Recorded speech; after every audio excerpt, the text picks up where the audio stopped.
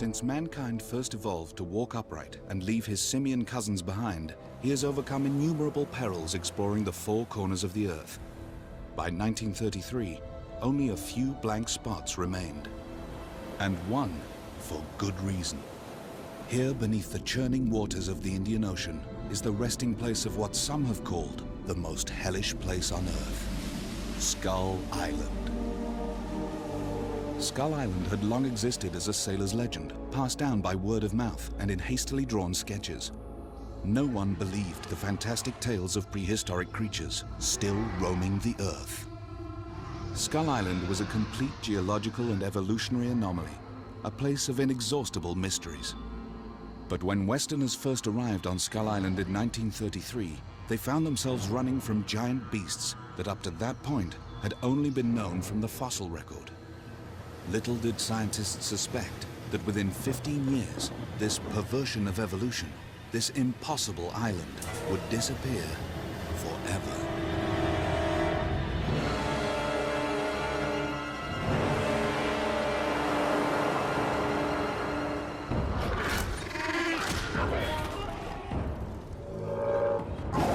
The creatures on Skull Island may seem fantastical, but you have to realize that there was obviously a time very recently when the Komodo dragon was discovered. In Asia, they realized that there were these enormous 8 or 9 foot long reptilian creatures that were the stuff of legend. There are other examples apart from Skull Island of species that have been either thought to be extinct and been rediscovered, or species that could be completely unknown, discovered in the modern age. Like the coelacanth, a fish that in theory died out hundreds of millions of years ago, living in quite an extended population right up the African coast through Asia. Gorillas themselves were mythic creatures. They were like the wild man of the forest, and they were in mythology and rumor and speculation for centuries and centuries before they were ever actually seen. It wasn't until last century, actually 1902 I think it was, that the mountain gorilla was actually finally discovered as a real animal and acknowledged by the Western world that yes, these creatures did exist. As recently as 1992, large new species have been discovered. There was a species of bovid, a cow-like creature discovered in Laos. I mean, that's a large animal. How does an animal that size go undiscovered until now? We're discovering new animals all the time. Before Carl Denham's crew landed on Skull Island in 1933, it was common knowledge that dinosaurs had been extinct for 65 million years. The prevailing theory has held that an asteroid collided with the Earth 65 million years ago, fomenting a prolonged global winter. Dinosaurs and 50% of all animal species became extinct. But on one tropical island near what is now Indonesia, that theory runs into gargantuan obstacles. Skull Island is a remarkable place because somehow, despite all the changes that have affected the rest of the world, this amazing menagerie of creatures have managed to survive intact. So where everywhere else in the world dinosaurs became extinct 65 billion years ago, on Skull Island, by some miracle, they've survived.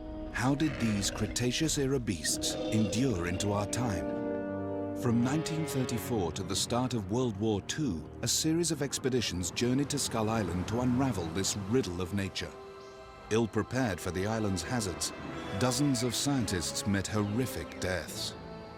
Never in my wildest dreams would I have imagined my partner at breakfast, Sir Neville Whitecliffe, would be a dinosaur's lunch not 3 hours later. British Expedition, 1934. The lucky survivors uncovered Skull Island's history of geological instability.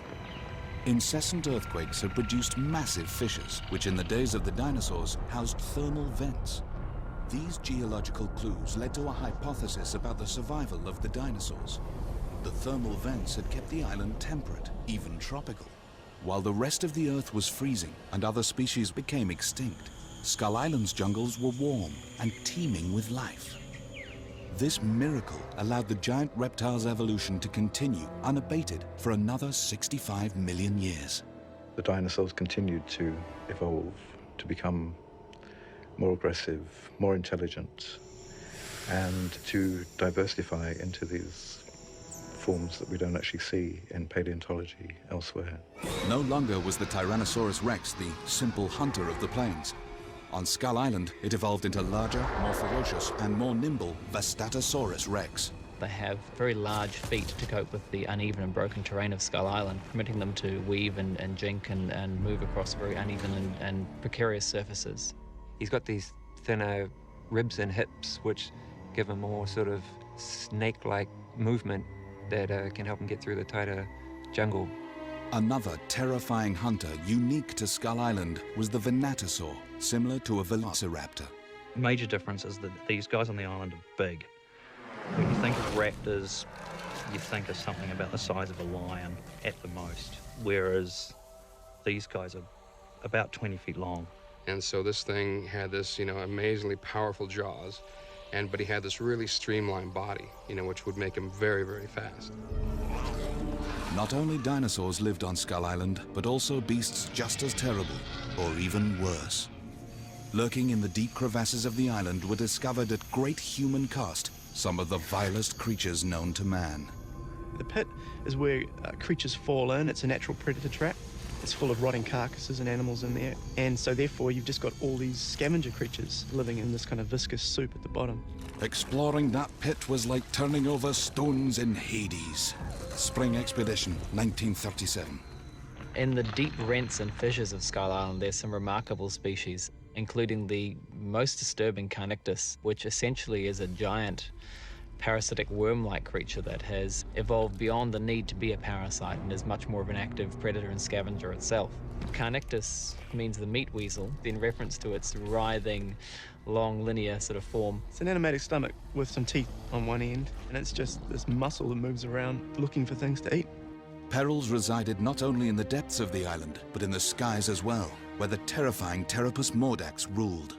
The flying creature, the Pteropus mordax, is just essentially a big flying rodent. It has the similar body plan to a pterodactyl in some ways, except for the legs, and it fulfills the same function. It's the same kind of creature. I think their basic, lifestyle is pretty similar to a bat. They seem to spend the day in caves hanging upside down from a roof. It's just hell with wings. It's just pus and disgusting, flying around the place. The Pteropus mordax caves were on the highest peaks of Skull Island.